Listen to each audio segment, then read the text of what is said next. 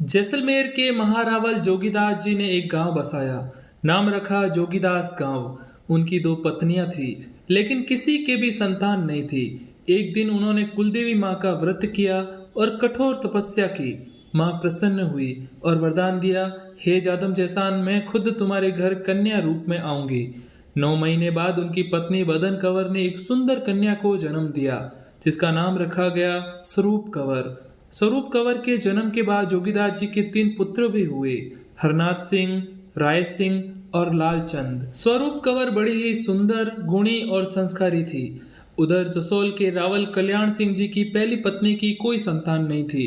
कुड़ामालानी के पुरोहित जी ने स्वरूप कंवर का रिश्ता सुझाया। ज्योतिषी ने रावल शाह का भविष्य देखा। रावल शाह के संतान योग्य था और फिर बड़े धूमधाम से उनका विवाह हुआ। जसौल पधारने पर पहली रानी देवड़ी जी ने मान सम्मान से उनका स्वागत किया। दोनों रानियां साथ साथ रहने लगी। समय बीता, भटियाणी जी ने सुंदर पुत्र को जन्म दिया। नाम रखा गया लाल बना। रावल शाह खुश हुए और पूरे राजमहल में उत्सव मनाया गया। भटियाणी जी ने देवड़ी जी से भी कहा, आप भी पूजा पाठ करें, भगवान आपके घर में भी खुशियां देंगे। देवड़ी जी ने भी पूजा की और उनके यहाँ भी पुत्र जन्मा।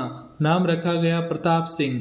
पर धीरे धीरे एक दासी ने देवड़ी जी के कान भरने शुरू किए।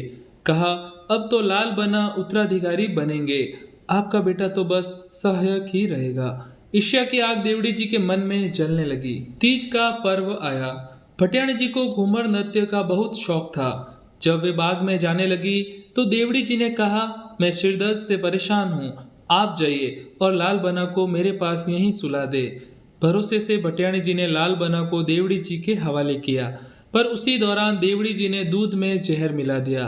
लाल बना ने दूध पीते ही वहीं अपने प्राण त्याग दिए। भटियाणी जी जैसे ही महल में लौट रहे थे, उन्हें कुछ अनहोनी का आभास हुआ। वो नंगे पांव महल की ओर दौड़ी और देखा, उनका लाल अब इस दुनिया में नहीं रहे। अपने बेटे को सीने से लगाकर भटियाणी साहब फूट फूट कर रोने लगी। उसी वक्त उनके शरीर से तेज निकलने लगा। वो देवी रूप में प्रकट हुई। उन्होंने देवड़ी जी की ओर देखा और कहा, आपने मेरा वंश ही मिटा दिया। अब मैं इस दगाबाज संसार का पानी भी नहीं पीऊंगी। और वे अपने लाल बना को गोदी में लेकर शमशान की ओर निकल गई।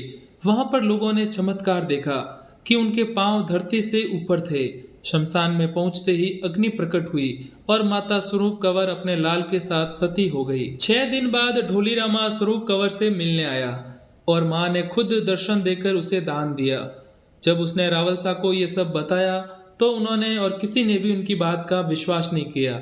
फिर परीक्षा ली गई। एक सूखी खेजड़ी की लकड़ी को शमशान में गाड़ा गया। सुबह देखा वो हरी हो चुकी थी।